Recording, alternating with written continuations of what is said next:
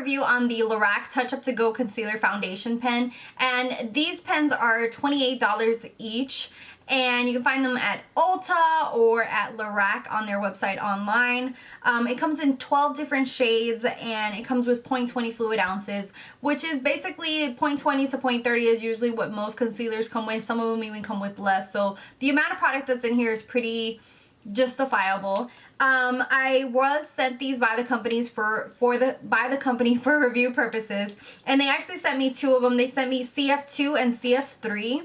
CF2 is a lot more lighter and yellow undertone, and it's the one I like the most. CF3 on the other hand is more of a peachy undertone and a lot darker. Doesn't give as much brightening underneath the eye as I would like. So this is CF2 and this is CF3. And that being said, I'm going to go ahead and show you guys what CF2 looks like being applied in a demo.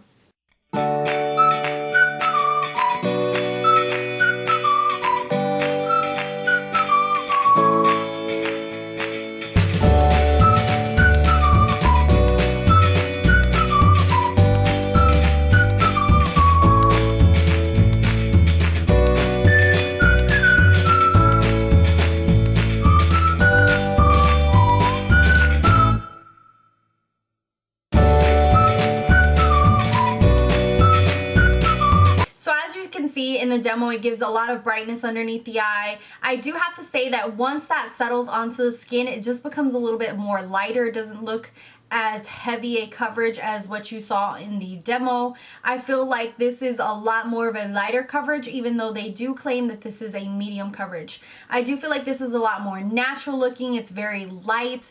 If you have a really dark under eye circles, I would not recommend this, just because I feel like it does not give that coverage that you really need.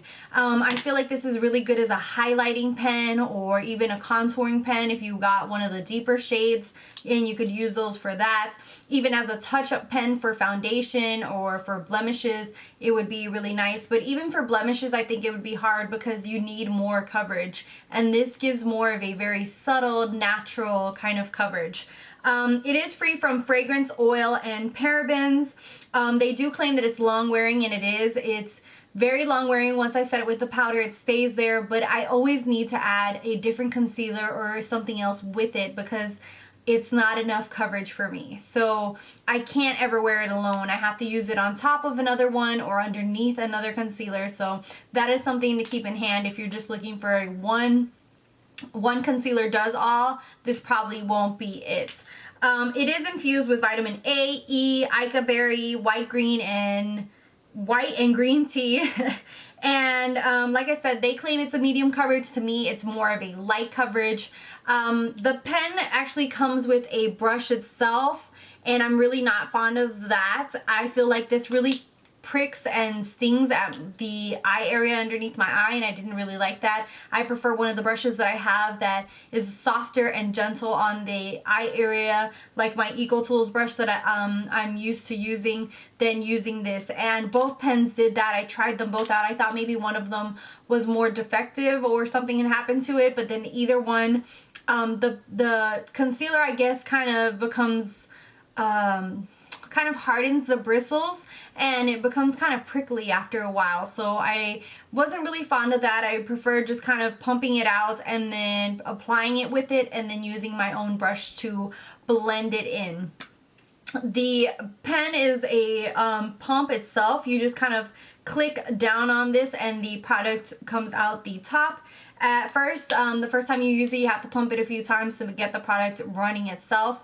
The product itself is very liquidy, so it's very blendable, and that's something nice because it's not going to crease into your dark fine lines, into your deep fine lines or anything like that. So that is a definite plus if you're looking for something that's very natural looking, that doesn't crease, that doesn't cake into those lines. I would definitely recommend setting it with a powder just because it's gonna last a long time with it. But if you're looking for a lot of coverage, this is not the way to go. I would definitely say that there's other products that give a lot more coverage and do a lot more than these themselves.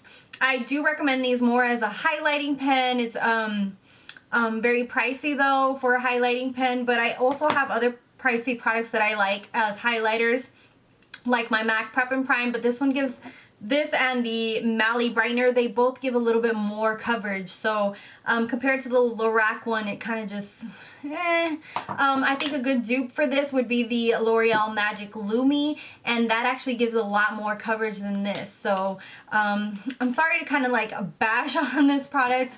It is a nice product. When you start applying it, you're like, wow, it's, you know, it feels really luxurious on. It's, you know, it looks really natural, but it's not enough coverage for me. I think if you have really subtle areas where you need help, or you're older and just need a little bit of touching up, you don't have a lot of dark under eye circles, or you want a touch-up pen or things like that, then maybe this could be for you. Other than that, I didn't really, I wasn't really too fond of these. And I had really high hopes because I really love the Lorac Pro palettes and wanted to expand out and try some of their other stuff. So I was really excited when they sent me these. But sadly, these just did not work for me the way I really wanted them to. So yeah, I would love to know your opinion. Have these worked for you? How do you like using them? If you can give any tips or anything like that, that would be helpful to other people. Or if you're like me and this kind of just did not work for you. So yeah, I'd love to know your opinion. Thank you guys so much for watching, for subscribing, and until next time, bye guys.